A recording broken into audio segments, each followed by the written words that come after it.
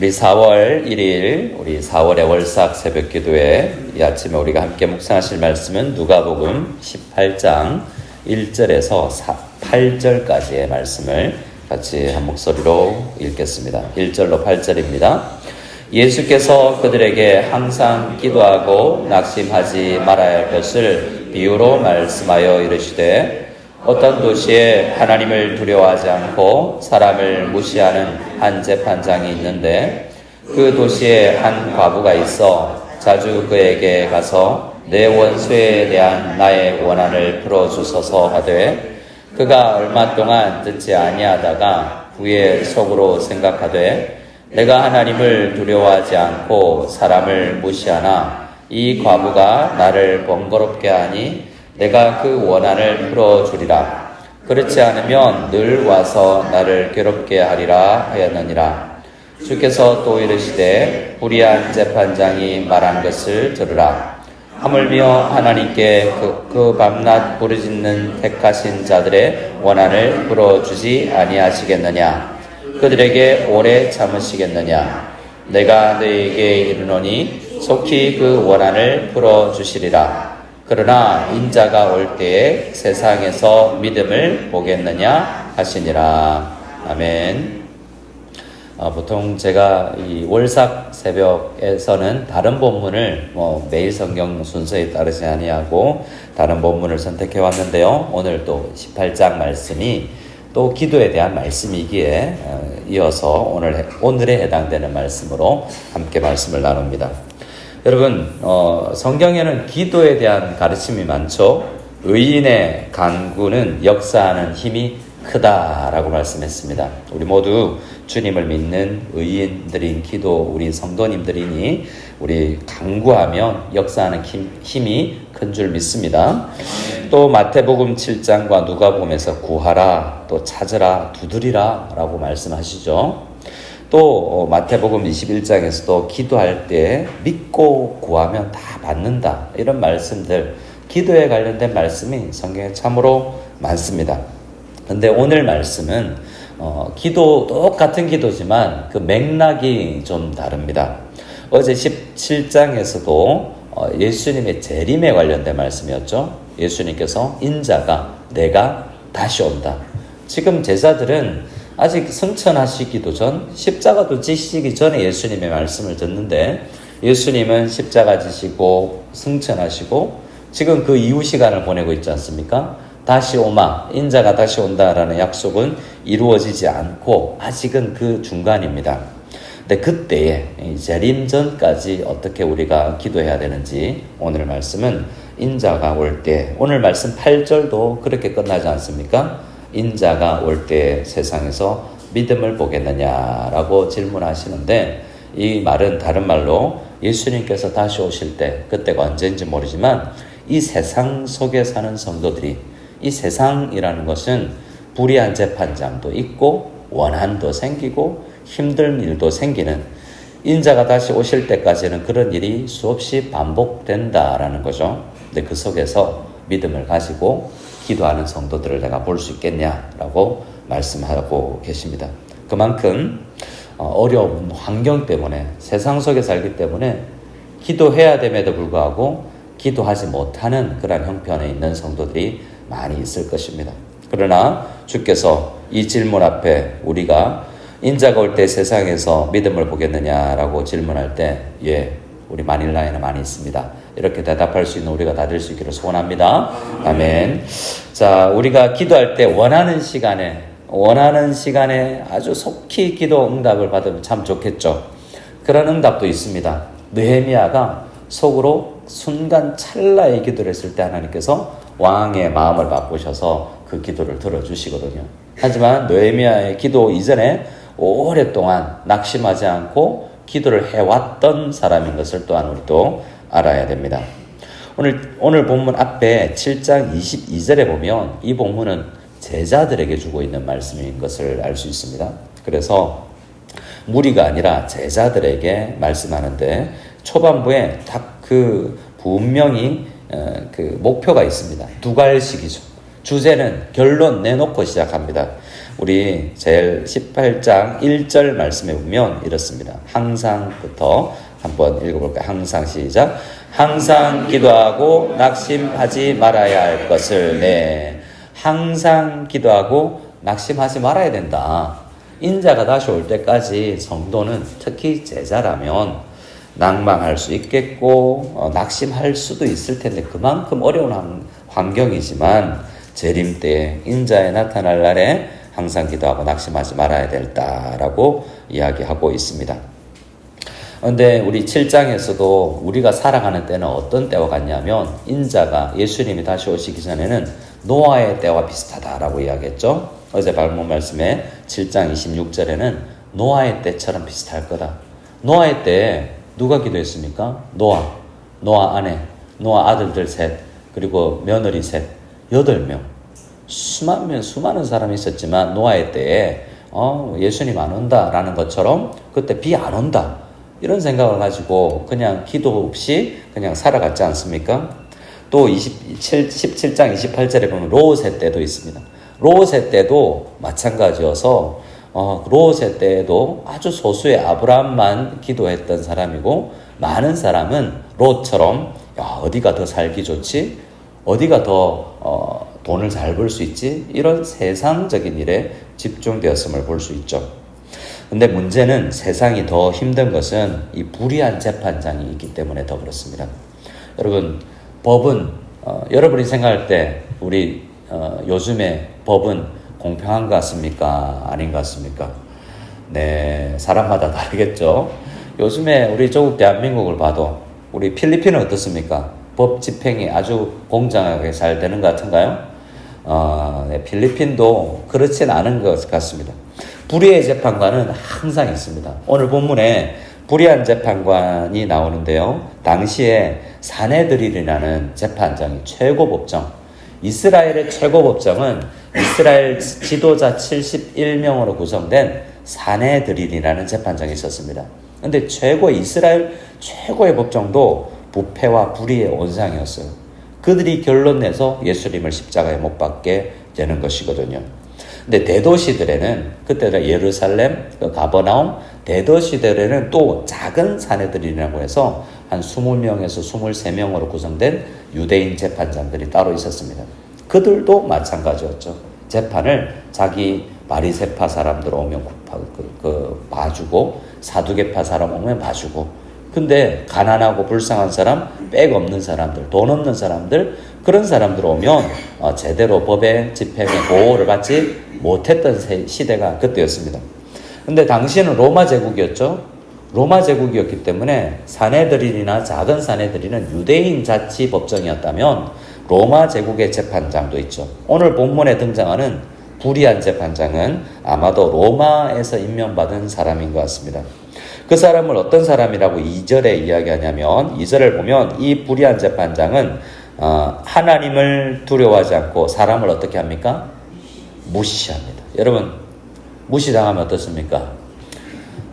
아무나 무시 못하겠죠? 재벌 총수가 오면 무시하겠습니까? 어서 오십시오. VIP실로 오십시오. 잘 봐드리겠습니다. 원래 이거는 징역 10년짜리인데 100만 원짜리 티켓을 끊어드리겠습니다. 라고 벌금으로 그냥 봐준다는 거죠. 사람을 무시했다는 것은 또 어떤 사람은 우대해줬다는 말이 되지 않겠습니까? 어떤 사람을 무시했겠습니까? 오늘 기도하러 나온 이 과부가 무시의 대상이 되었던 것이죠.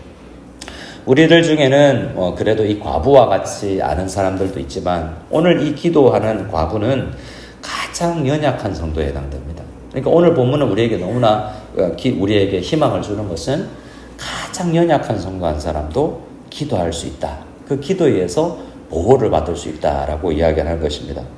자, 가난한 과부는 의지할 곳이 오직 사실은 거의 의지할 곳이 이 재판장밖에 없는데 재판장도 불의하다는 거죠. 당시에 재판장에 여자가 온다는 것 자체도 쉽지 않은 겁니다. 여러분, 우리 중에는 가지기도 하지만 재판정 가보셨습니까? 대부분 재판정 이렇게 재판할 정도가 있으면, 경찰서 갈 일이 있으면 남편이 가야 되겠습니까? 아내가 가야 되겠습니까? 대부분은 남편에 가기 쉽죠. 근데 이 사람은 남편이 있어요, 없어요? 과부는 남편 없는 사람이잖아요. 그러면 남편 없으면 누가 가면 될까요? 친척 오빠, 나를 든든히 지켜주는 오빠, 남동생 가면 될 텐데, 이 과부는 남동생도 오빠도 없었던 것 같아요. 그러면 누가 있으면 됩니까?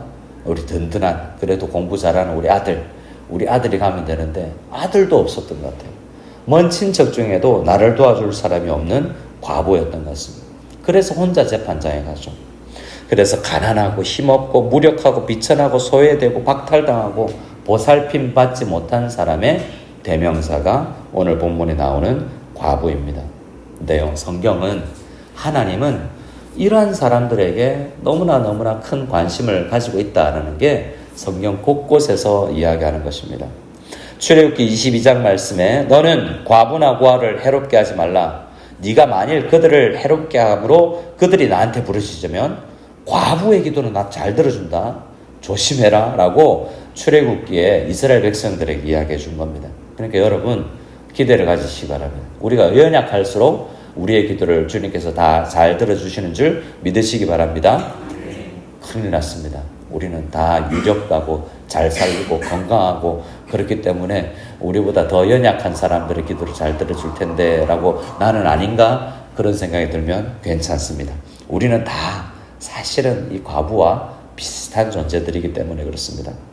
이사야서에서도 학대받는 자, 고아와 과부의 신원을 들어준다라고 성경은 이야기합니다. 문제는 이 불의한 재판장이에요. 불의한 재판장은 그런 스스로도 이야기합니다.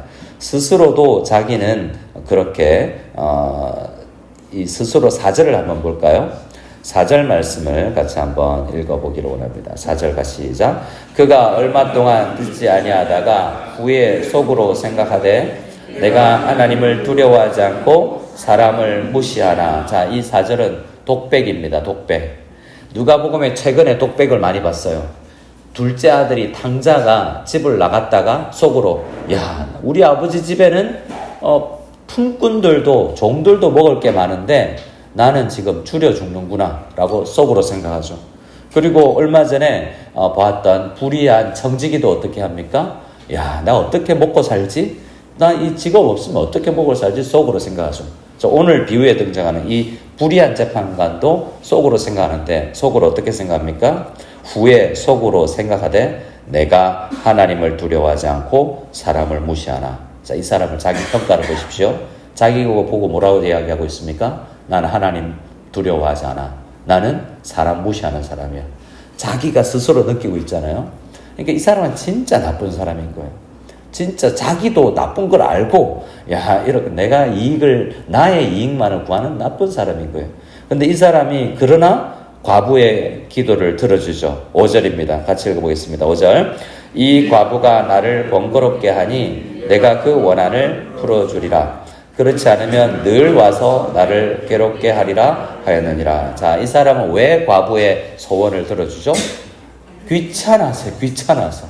너무너무 귀찮다. 이 귀찮다라는 말이 괴롭게 한다라는 원어를 잘 읽어보면 원어는 권투 경기에, 복싱 경기에서 하는 건데 훅 펀치를 세게 맞고 일격에 쓰러질 만큼 고통스럽다는 거죠. 그러니까 이 과부가 끈질기게 와서 나한테 매달리기 때문에 너무너무 귀찮고 이게 귀찮은 게 큰 펀치를 맞아서 쓰러질 정도로 힘들다라고 이야기를 하는 것입니다. 귀찮아서라는 거죠. 근데 상반된 걸 보여주지 않습니까? 최근에 누가는 어떤 걸 보여줍니까? 불의한 청지기. 세상에서 가장 나쁜 사람들을 예를 들어서 정반대에 계신 우리 하나님은 정반대의 분이시다. 성품에 있어서 그렇게 그분의 세상 사람들도 그러하는데 가장 반대의 성품, 가장 좋은 성품을 가지고 계신 우리 하나님은 하물며 어떠하겠느냐는 그분의 성품에 기대어라 라고 이야기를 하지 않습니까? 7절입니다. 그분의 성품을 같이 보겠습니다. 7절입니다. 시작. 하물며 하나님께서 그 밤낮 부르짖는 택하신 자들의 원한을 풀어주지 아니하시겠느냐? 그들에게 오래 참으시겠느냐? 아멘. 우리 하나님은 우리가 기도하는 것, 여러분 기도 제목 중에 분명히 저도 그랬지만 저희 아버지 어머니 전도를 위해서는 제가 한 20년 이상 기도한 것 같거든요. 저희 아버지가 어머니가 60대 교회를 다니셨기 때문에 한 20년 동안 기도해야 응답되는 수도 있더라고요. 또 아직도 기도 응답되지 않는 것도 있지 않습니까? 긴 질병에 아파하고 누워있는 사람들 계속 기도하는데 병이 낫지 않아요. 또 재정적으로 너무나 어려운데 계속 기도했는데 2달, 3달, 1년이 넘어가는데도 기도 응답이 되지 않은 것이 있습니다. 근데 오늘 본문은 뭐라고 이야기합니까? 주님께서 다시 온다. 이 약속은 꼭 이루어진다. 근데 그 사이에 분명히 세상에 이 불의한 재판장 주위에 살아가는 연약한 성도의 기도를 듣고 계신다.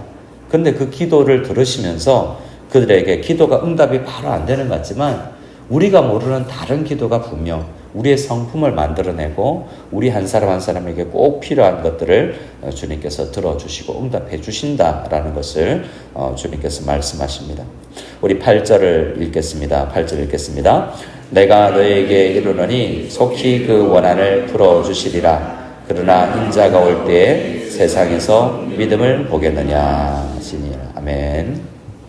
하나님은 더욱더 주님께서는 우리의 마음을 아시는 분이시기에 우리의 원한을 빌어주신다라고 생각합니다. 말하고 있습니다. 베드로후서 3장 말씀을 제가 읽고 마무리를 할 텐데요. 우리는 생각합니다. 베드로후서 3장 8절 9절에 주의 약속은 어떤 사람들이 생각할 때는 더디다. 왜 이리 더디냐? 예수님 왜 이리 안 오시지? 라고 생각하는 것처럼 더딘 게 아니다 라고 베드로 사도는 이야기합니다. 오직 주께서는 너희를 대하여 오래 참으시고 아무도 멸망하지 아니하고 다 회개하기에 이르기를 원한다. 이 말은 왜 예수님이 늦으시냐면 지금 우리가 기도하고 있는 대상들, 우리 아버지, 우리 어머니, 예수 안 믿는 우리 동생, 우리 아들, 그들이 돌아올 때까지 기다리시는 거죠.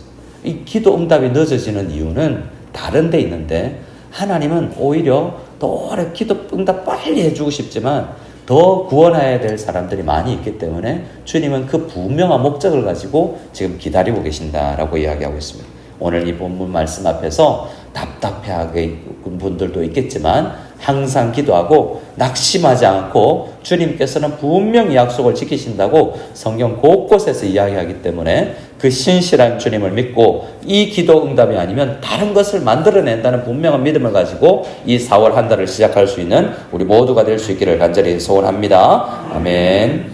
자, 오늘 기도를 마치고 청년들은 정일태 전사님이 맥모닝을 쏘기로 했습니다. 그래서 청년분 아닌 분들도 따라가시면 사주실지는 잘 모르겠지만 기도하면 뭔가 다른 게 생긴다라고 생각하시고 여러분 맥모닝은 제가 오늘 못 사드립니다만 하나님께서 기도하실 때 꼭 다른 응답을 주실 거라고 믿고 주님 앞에 나아갈 수 있는 이 새벽이 다 될 수 있기를 소원합니다. 우리 함께